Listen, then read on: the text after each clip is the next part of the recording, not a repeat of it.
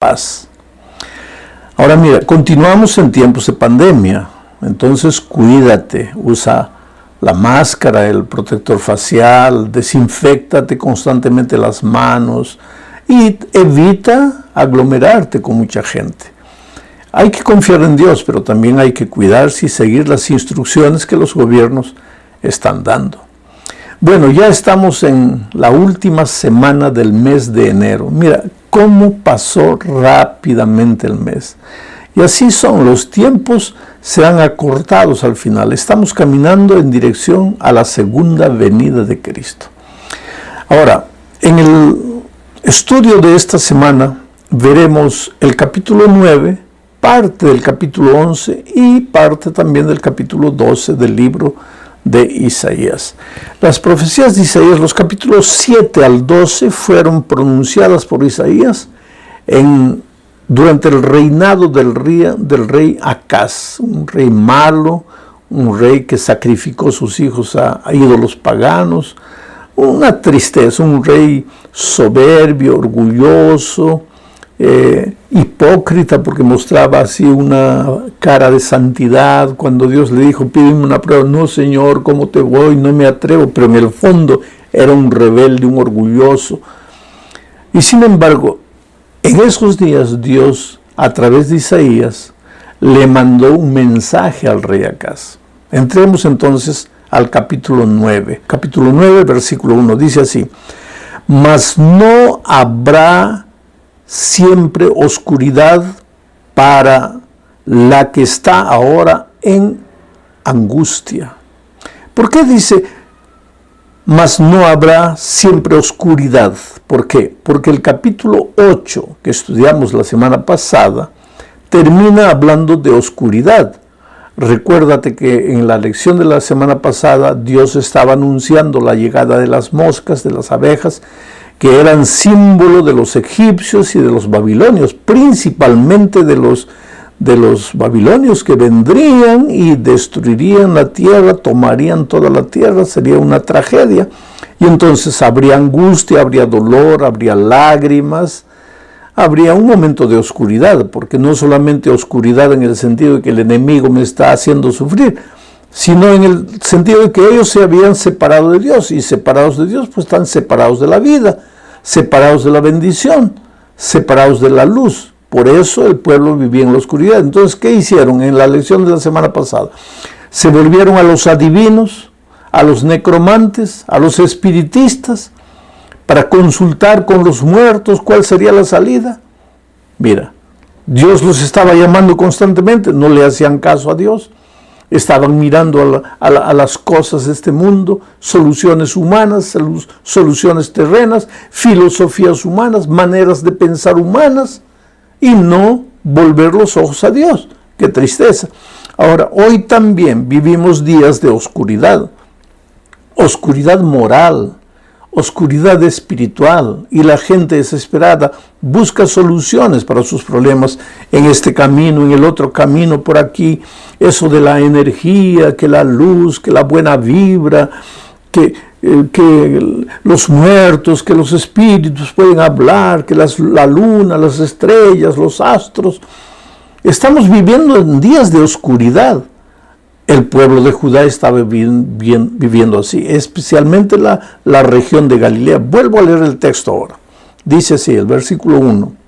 Mas no habrá oscuridad, esta oscuridad que había profetizado en el capítulo 8, Isaías, dice ahora en el capítulo 9, mas no habrá siempre oscuridad para la que está ahora en angustia, tal como la aflicción que le vino en el tiempo que livianamente tocaron la primera vez a la tierra de Zabulón y a la tierra de Neftalí, que era la zona de Galilea.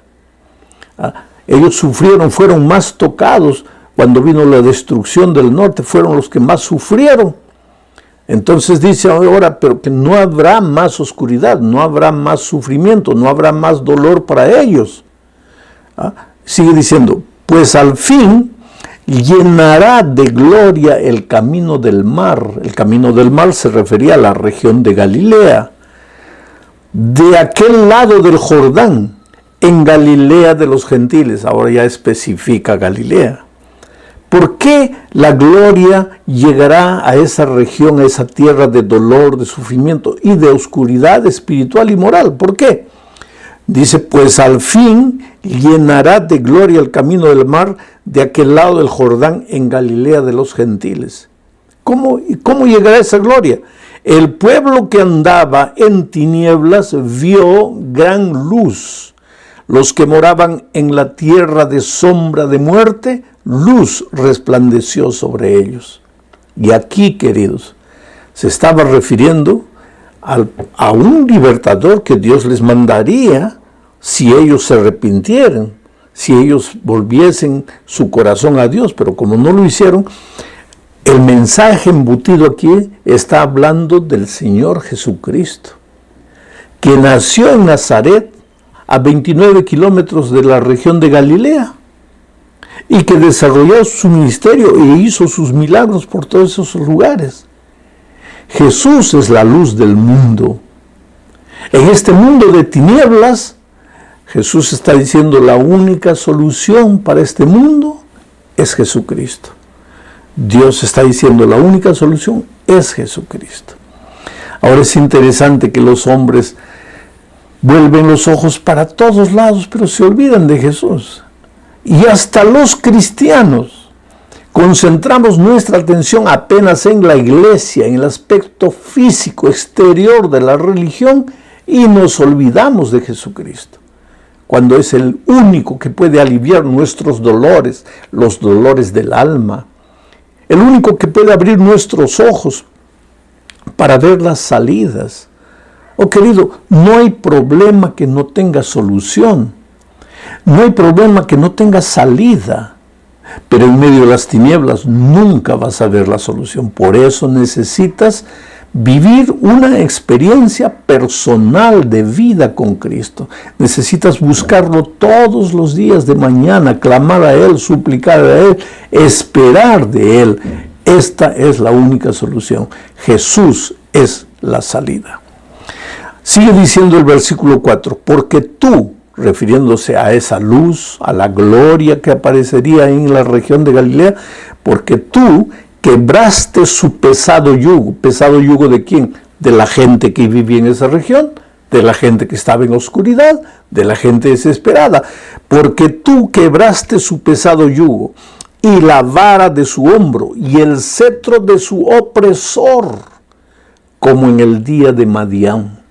Quiere decir, ahora vamos a transferir esto para nuestros días. El pueblo está en opresión espiritual, prisionero de hábitos, de vicios que no se pueden libertar, llenos de dificultades en el hogar, en la familia, en la vida personal, en la vida financiera. El pecado oprime, el pecado es muerte, pero no es una muerte instantánea, ya lo he dicho. Ojalá que fuera una muerte instantánea. ¿Por qué digo ojalá? Porque si fuera una muerte instantánea, pues ya no sufriríamos. Pero el pecado trae destrucción y muerte paulatina, lenta, nos va matando lentamente, nos va quitando las ganas de vivir, nos va asfixiando, hasta que llega un punto en que la gente piensa, ¿para qué vivir? Ya esta vida no tiene más sentido. Estamos en el valle de la oscuridad, no vemos salida. Pero cuando llega Jesús, el Mesías, quiebra el pesado yugo de la esclavitud, la vara de nuestro hombro, quiebra el cetro de nuestro opresor. Cetro, los reyes usaban un cetro, y el diablo se considera nuestro rey, nuestro dueño. Por eso se habla aquí del cetro del opresor, del poder del diablo. Cuando llega el Mesías, cuando llega la luz a la región de Galilea, a nuestra propia Galilea, a nuestra tierra maldita por el pecado, a nuestra tierra destruida, a nuestra tierra de lágrimas, de sufrimiento, cuando llega la gloria, llega la luz en la persona del Señor Jesucristo, el cetro de nuestro opresor es quebrantado. Ahora vamos a la segunda parte de este estudio, hablando de la promesa de un hijo que nos es dado. Pero antes quiero comentar algo más del texto anterior. Dice, porque tú quebraste su pesado yugo y la vara de su hombro y el cetro de su opresor, como en el día de Madián. ¿Por qué en el día de Madián? ¿Te acuerdas de la batalla contra los madianitas? La batalla que lideró Gedeón. Gedeón salió con muchos hombres. Dios le dijo, no, vamos a quitar un poco. Y les colocó varias pruebas y la gente fue saliendo, los soldados fueron saliendo, y solo se quedó Gedeón con 300. Y con 300 derrotó a los madianitas. ¿Por qué? A ver, ¿por qué? La lección que Dios quiso decirles no es por tu fuerza, no es por tu dominio propio, no es por tu valentía, por tu poder, es por mi poder, es por mi espíritu. Y ahora a este pueblo de Judá, que estaba concentrado en el valle de Galilea, al pueblo de Israel sufriente, al pueblo de Dios, alejado de Dios, pero pasando por el valle de la oscuridad, Dios le dice que si confían en Dios, que si vuelven sus ojos a Dios, Dios quebrará el yugo de su opresor como en el día de Madián. O sea, la batalla será completa como aquella batalla que venció Gedeón solo con 300 hombres. Ahora sí vamos a la segunda parte. Aquí está la promesa de un hijo que nos es dado. Leo el versículo 6, dice así: porque un niño nos es nacido, hijo nos es dado, y el principado sobre su hombro, y se llamará su nombre admirable, consejero, Dios fuerte, Padre eterno, príncipe de paz. Aquí se está hablando de la naturaleza divino-humana de Cristo. Cristo es Dios, plenamente Dios, Dios eterno, Padre, Dios fuerte, Padre eterno, Dios, plenamente Dios, como el Espíritu Santo, como el Padre. Pero Cristo se hizo hombre por voluntad propia, por amor, por misericordia al ser humano se hizo hombre. Y ahora viene Isaías, dice, un niño nos es dado. Ese niño no nació de nosotros, nos fue dado del cielo. Un hijo nos es dado. ¿Ah? Ese niño es nacido, se hizo hombre, nació en esta tierra con nuestro cuerpo humano. Oh querido, el Señor Jesucristo no se disfrazó de hombre. No tomó la forma del hombre como una ropa que se coloca y se quita. En el cielo por la eternidad, Él continuará siendo Jesucristo hombre. Él es plenamente Dios y plenamente hombre. Pero cuando vino a esta tierra hizo un pacto con su Padre de que en esta tierra no usaría sus poderes divinos para nada. ¿Por qué? Porque Él venía a ocupar el lugar del ser humano. Y Él fue tentado en todo. Y no me digas que venció la tentación porque era Dios. No, porque si Él usase sus poderes divinos para vencer la tentación, estaría pecando. Por eso el diablo en el desierto de la tentación le dijo, si eres hijo de Dios, si eres hijo de Dios, lo estaba llevando a usar sus poderes divinos. Pero Él no usó. Y después de haber vivido una vida perfecta en esta tierra, por su dependencia del poder de Dios, porque al comienzo del día estaba en oración, al final del día muchas veces estaba en oración, era un hombre de oración, y por su comunión con el Padre pudo vivir una vida de obediencia. Al final de su ministerio dijo, ¿y quién me prueba de pecado? A ver, ¿quién apunta un pecado en mí? Esa vida de obediencia, de entrega, nosotros también la podemos vivir. Ese es el desafío que tenemos. Entonces, ese niño nos fue dado. Fue el Dios que se hizo hombre. Y ahora su nombre será admirable, consejero. Consejero. ¿No sabes qué hacer en este momento?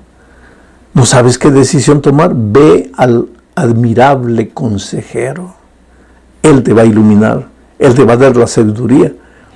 Por eso dice el escritor bíblico, entonces oirás atrás de ti palabras que dirán, este es el camino, andad con él.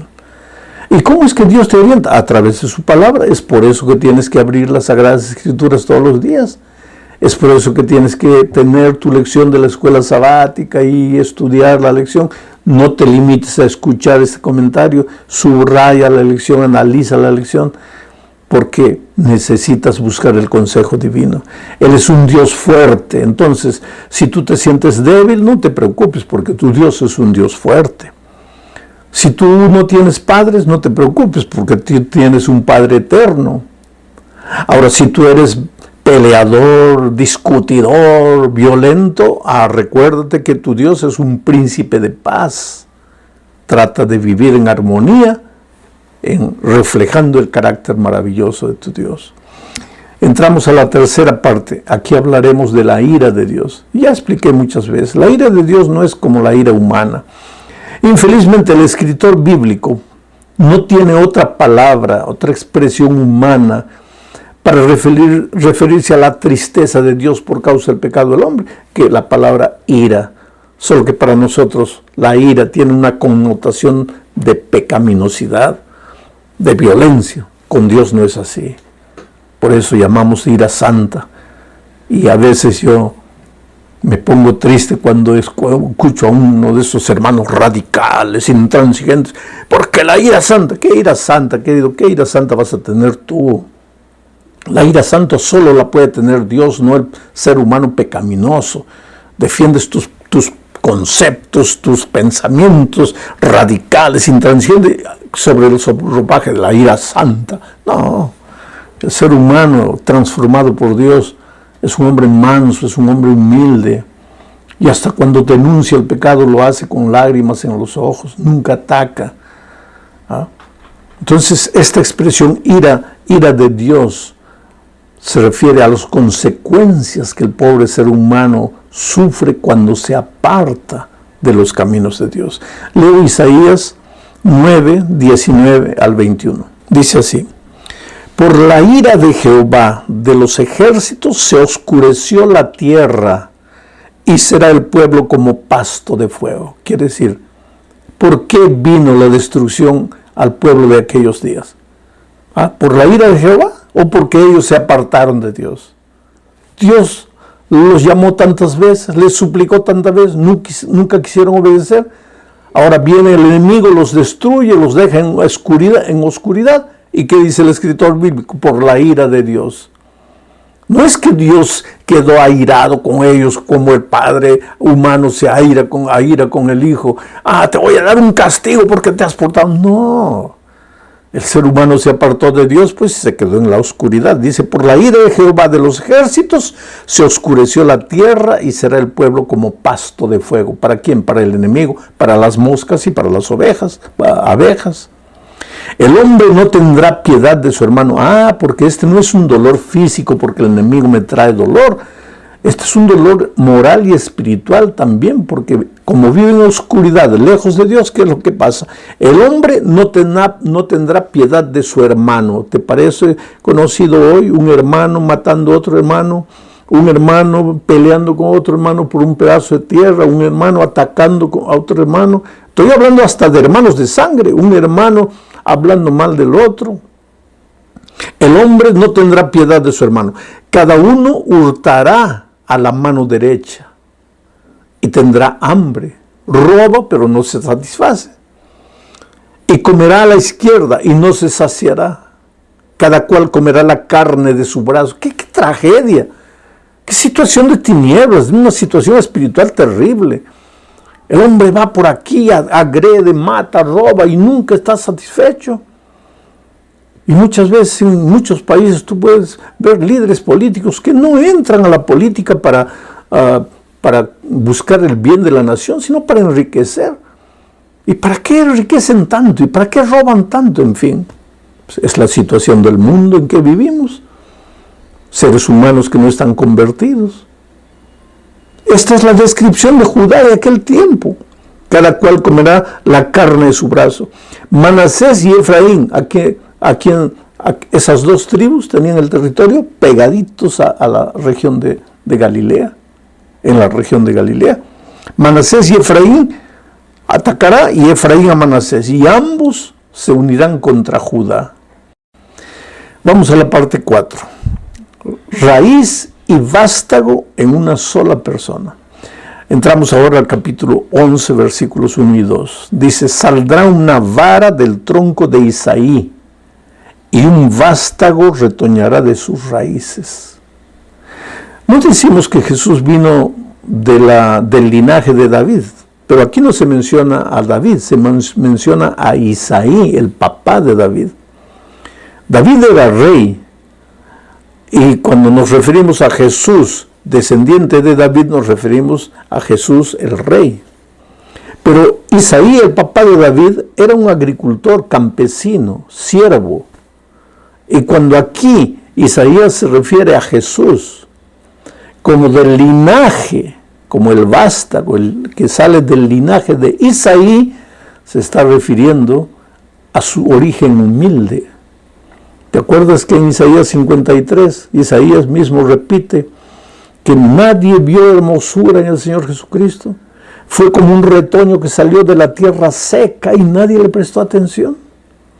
Es que, querido, Jesús quiere ser el rey de tu corazón, debe ser el rey de tu corazón.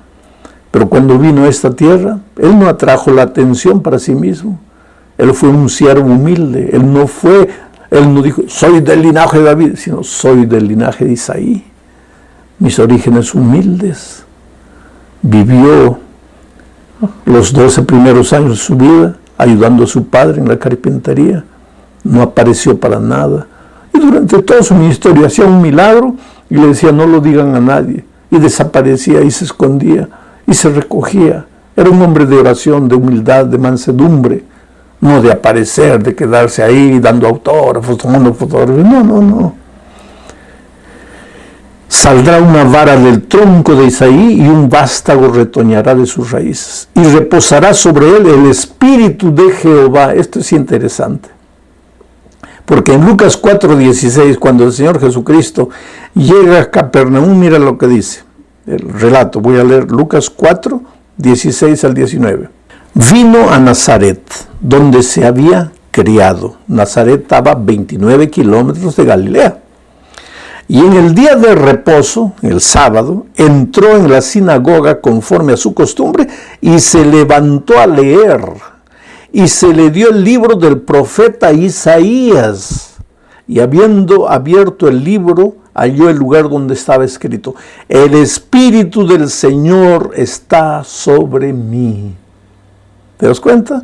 Y ahora Isaías, en la profecía que leímos ahora, vuelvo a repetir el texto, dice así, saldrá una vara del tronco de Isaí y un vástago retoñará de sus raíces. Era Jesús. Y reposará sobre él el Espíritu de Jehová. Y Jesús fue un hombre que caminó en el Espíritu. Fue engendrado por el Espíritu. Cuando lo estaban persiguiendo pequeñito, el Espíritu apareció a José y le dijo, lleva al niño a Egipto. Fue bautizado, en el momento de su bautismo el Espíritu apareció y habló. Fue llevado por el Espíritu al desierto para ser tentado. Hizo los milagros grandes de su vida por el Espíritu Santo. Y finalmente en la cruz del Calvario expiró en el Espíritu. Oh, cómo quisiéramos nosotros ser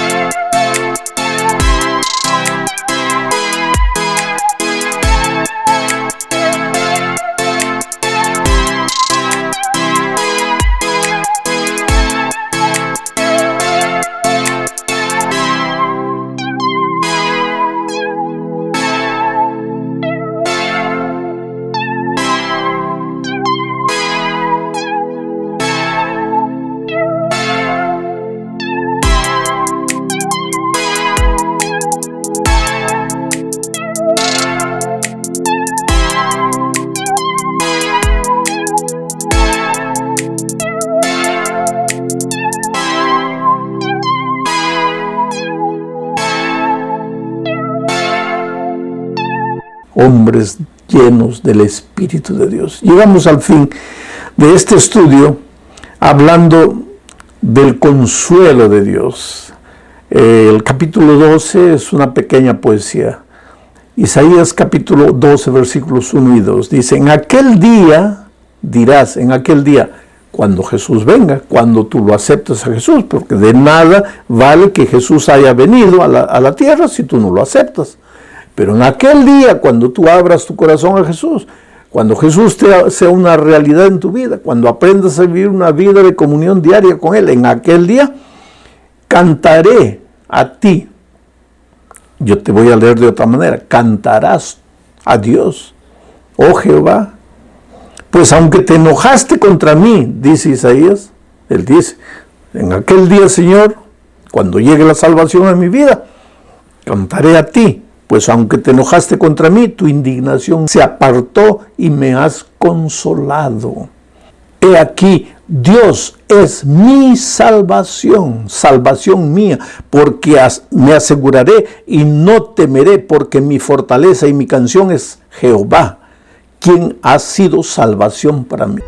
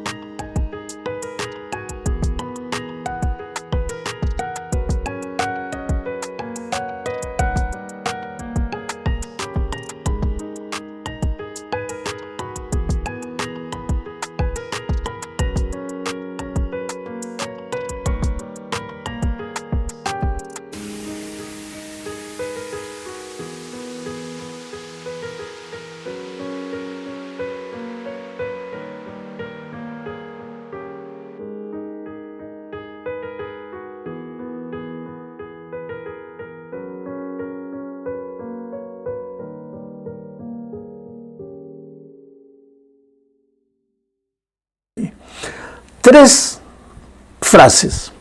Dios es mi salvación. Jehová es salvación mía. Tú me has consolado.